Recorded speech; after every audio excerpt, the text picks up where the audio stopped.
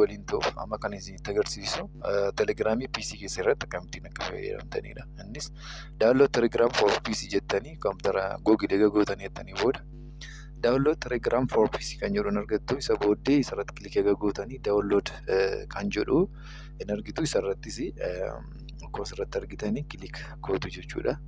Isarratti egaa kilik ettanii booda IDM yookaan Internet Download Manager kan jedhu koompitara keessan irra hin jiru yoonnaa ta'e gara mirgaatiin gara gararraatiin wanta download ta'e isinitti agarsiisa jechuudha.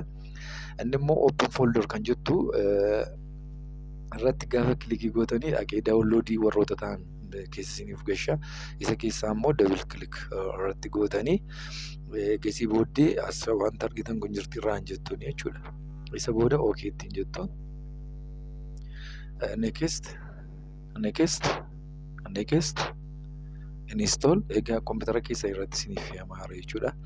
Erga fe'amee booda finish jettuuni start messaging kan jedhu jira. Isa immoo irratti kilikii gootanii booda kanatu isiniif dhufa. Egaa kun dhufee booda moobaayilii keessaniin wanta kana hordofaa.